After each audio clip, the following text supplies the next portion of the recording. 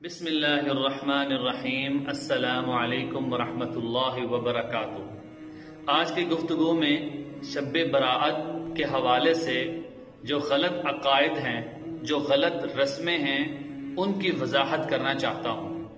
شب براءت یہ اللہ تعالیٰ کی طرف سے وہ رات ہے کہ جس میں بہت سارے لوگوں کو اللہ تعالیٰ جہنم سے خلاصی نصیب فرماتے ہیں، اور اللہ تعالیٰ اس رات میں عبادت کرنے والے کو اجر عظیم عطا فرماتے ہیں۔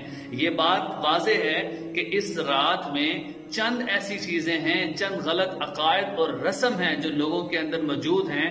سب سے پہلی چیز یہ ہے کہ شعبان میں مردے کی روح آتی ہیں، لہذا شعبان کے مہینے میں بہت عمدہ سے عمدہ کھانے پکائے جاتے ہیں کہ روح آئے گی، دیکھے گی کہ کھانے کتنے بنے ہوئے ہیں۔ ویسے تو اس کو کبھی دعوت پہ بلایا نہ ہو اس آدمی کو، لیکن اس کی روح آئیں گی اور اس کے لیے 8-10 قسم کی ڈشز اور کھانے تیار کیے جاتے ہیں۔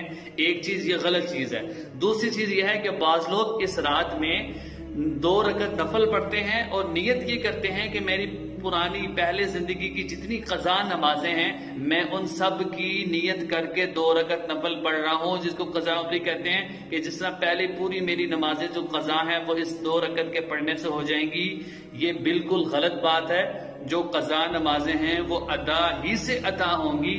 ان 2 رکعت میں ان قضا نمازوں کی نیت کرنے سے وہ نمازیں قضا نہیں ہوگی۔ تیسری بات یہ ہے کہ بعض لوگوں کا یہ کہنا ہے کہ اس رات میں صرف نوافل پڑھنے ہیں، قضا نماز نہیں پڑھنی۔ یہ بات واضح رہے کہ قضا نماز کو نفلوں پر ترجیح حاصل ہے۔ ترجیح کا مطلب یہ ہے کہ بہتر ہے کہ اس رات میں جہاں پر آپ نے نوافل پڑھنے ہیں وہاں آپ اپنی جو پرانی قضا نمازیں ہیں، فرائض کی جو قضا ہیں، ان کے آپ کر لیں۔ ہاں، ان کے ساتھ ساتھ اگر نوافل بھی پڑھ لیں تو اس میں کوئی حرج نہیں ہے۔ یعنی یہ کہنا کہ اس رات میں صرف نفل پڑھنے ہیں، یہ بات غلط ہے۔ چوتھی بات یہ ہے کہ اس رات میں خصوصاً قبرستان جانا، اور یہ بھی ایک رسول اللہ صلی اللہ علیہ وسلم اگرچہ اس رات قبرستان گئے تھے لیکن اس چیز کو معمول نہ بنایا جائے، لہٰذا قبرستان جانا اور وہاں پر ایک مخصوص شکل میں عبادت کرنا یہ بھی ثابت نہیں ہے۔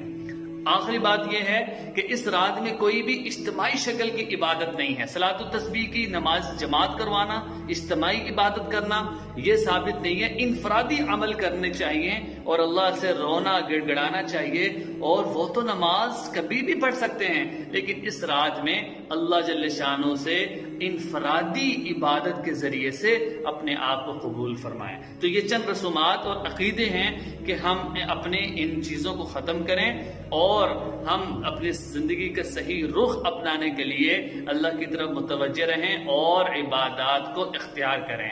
السلام علیکم ورحمۃ اللہ وبرکاتہ۔